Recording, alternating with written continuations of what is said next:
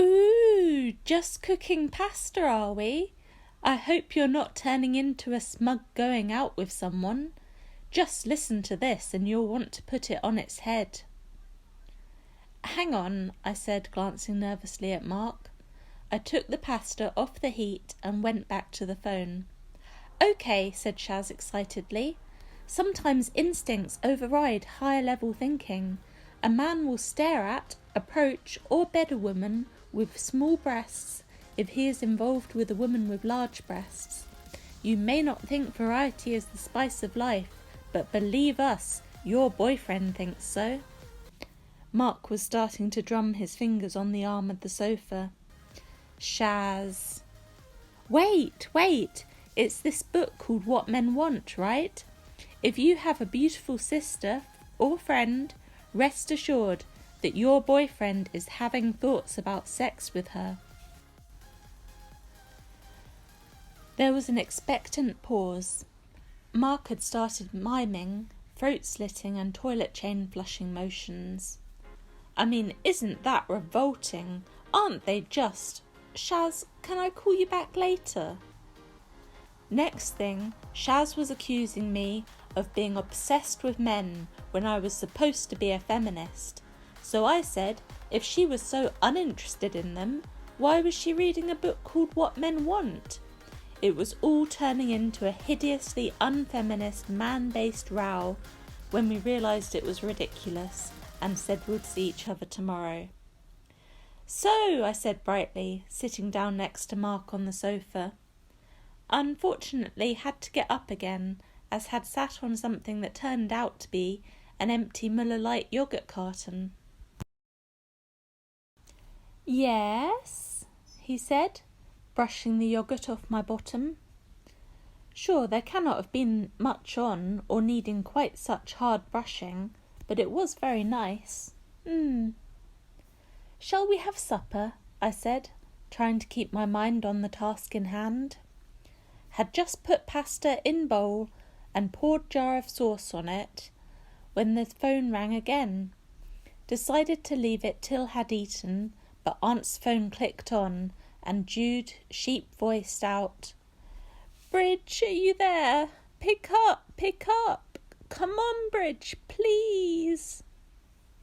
I picked up the phone as Mark hit himself on the forehead. The thing is, Jude and Shaz had been kind to me for years before I even met Mark, so obviously it would not be right to leave the answer phone on now.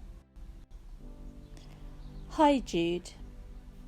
Jude had been to the gym, where she had ended up reading some article calling single girls over 30 retreads. The guy was arguing that the sort of girls who wouldn't go out with him in their 20s would go out with him now, but he didn't want them anymore, she said sadly. He said that they were all obsessed with settling down and babies, and his rule with girls now was nothing over 25. Oh, honestly, I laughed gaily, trying to fight a lurch of insecurity in my own stomach. That's just complete bollocks. No one thinks you're a retread. Think of all those merchant bankers who've been ringing you up. What about Stacey and Johnny? Huh? Said Jude, though she was starting to sound more cheerful. I went out with Johnny and his friends from Credit Suisse last night. Someone told a joke about this guy who drank too much in an Indian restaurant and passed out in a coma. And Johnny is so literal that he went, "Christ, how bloody awful. I knew a guy who ate a lot of Indian food once, and he ended up with a stomach ulcer." She was laughing. The crisis had clearly passed. You see, there's nothing seriously wrong. She just gets a bit paranoid sometimes. Chatted a bit more, and once her confidence seemed firmly back in residence, I rejoined Mark at the table, only to discover the pasta was not quite as had planned, slopping about wetly in white-coloured water. I like it, said Mark supportively. I like string. I like milk. Do you think we better call out for a pizza? I said, feeling like a failure and a retread. We ordered pizzas and ate them in front of the fire. Mark told me all about the Indonesians. I listened carefully and gave him my opinions and advice, which he said were very interesting and very fresh. I told him about horrid sacking meeting with Richard Finch.